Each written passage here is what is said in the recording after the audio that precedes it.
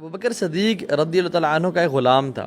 وہ ان کو اکثر کما کے کھانے کے لیے لایا کرتا تھا اور وہ اکثر پوچھتے تھے کہ یہ کہاں سے لائے ہو، اور وہ کھا لیتے. لیکن ایک دن وہ شدید بھوک اور پیاس کی حالت میں تھے تو وہ کچھ کھانا لے کے آیا اور آپ نے کھا لیا، اور وہ تھوڑا سا ہی تھا، بالکل ہینڈز فل. تو جب کھا لیا تو اس نے کہا کہ آپ نے آج مجھ سے پوچھا نہیں کہ کھانا میں نے کہاں سے لے کے آیا. تو انہوں نے کہا بتاؤ کہاں سے لے کے آئے ہو کھانا.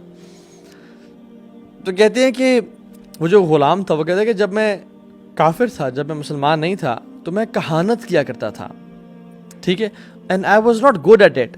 لیکن ایک بندہ ایک بیوقوف میرے ہاتھ چڑھ گیا اور میں نے اس کو فیوچر کے بارے میں اسی خبریں بتا دیں اور میں نے اس کو چیٹ کر دیا، اینڈ ہی واز امپریسڈ. تو اس نے مجھے کچھ پیسے دینے تھے تو مجھے وہ ملا، تو مجھے اس نے دیے، تو میں نے وہ اس سے کچھ خریدا اور آپ کو لا کے دے دیا اور آپ نے کھایا. اللہ اکبر. اور ابوبکر صدیق جو کہ حلال اور حرام کا اتنا خیال رکھنے والے کہتے ہیں اف لک، تم پہ تف ہو، تم پہ افسوس ہو، تم نے مجھے کیا کھلایا، تم نے مجھے قتل کر دیا، یعنی میں نے جو کھانا کھا لیا. اور پھر آپ نے کیا فرمایا، کیا کیا، اپنی انگلی کو اپنے منہ کے اندر ڈالا اور ڈیپ ڈالا تاکہ ان کو وامٹ آئے، اور وامٹ کی، اور ہی induced vomiting again and again, حتیٰ کہ وہ سب پیٹ میں جو تھا وہ باہر نکل کے گر گیا اور آپ جو ہے وہ ویک اور کمزور ہو گیا، آپ کو بخار ہو گیا اس وجہ سے.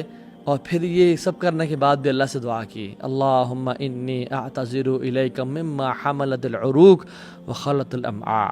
اللہ اکبر. یا اللہ میں تجھ سے معافی مانگتا ہوں. کس چیز کی معافی یا ابوبکر؟ یا اللہ میں تجھ سے معافی مانگتا ہوں کہ جو اس حرام کھانے میں سے میرے رگوں میں چلا گیا اور میرے انٹسٹائنز میں چلا گیا، مجھے معاف کر دے، ان پہ میرا کنٹرول کوئی نہیں ہے. اور لوگ، ان کی فیملی ساتھ بیٹھی ہوئی تھی، انہوں نے کہا کہ Abubakar it was not a big deal, وہ تو ایک دو چار نوالے تھے، کیا فرق پڑتا ہے، اتنا آپ نے کیوں تک دعا کیا کہ آپ بیمار پڑ گئے. تو کہتے ہیں کہ واللہ اگر اس کھانے کو نکالنے کے لیے میری جان بھی نکلنی پڑتی، یعنی میری سول نکل جاتی، میں لازمی یہ کام کرتا، میں اپنی روح کو نکال دیتا اس کھانے کو باہر نکالنے کے لیے. کیوں؟ کیونکہ میں نے رسول اللہ صلی اللہ علیہ وسلم سے سنا کہ whose body grows because of haram food, hellfire is worthy of that body.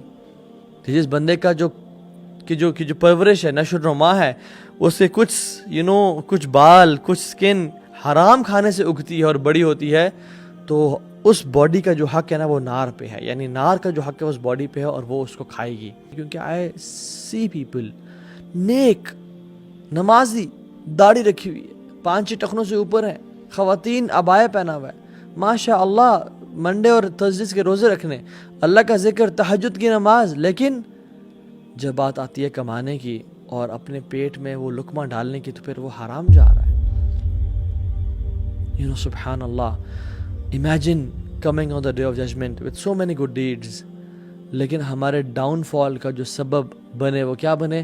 کچھ مال جو ہم نے کمایا وہ ڈاؤٹ فل تھا، وہ جو منہ میں ڈالا وہ شک والا تھا، جو ہم نے پہنا وہ اس میں شک تھا کہ حلال ہے یا حرام ہے، جو گاڑی چلائی اس میں شک کہ حلال ہے یا حرام ہے. So be cautious regarding the rupee and the dinar and the dirham and the dollar. اپنے ٹیچر بن جائے، اپنے ایگزامینر بن جائیں کہ میں کس لیول پہ ہوں. جو شخص یہ کرتا ہے جس میں یہ انڈیکیٹرز ہیں، واللہ انشاءاللہ تعالی his ایمان is complete and he is preparing for the آخرہ انشاءاللہ تعالی.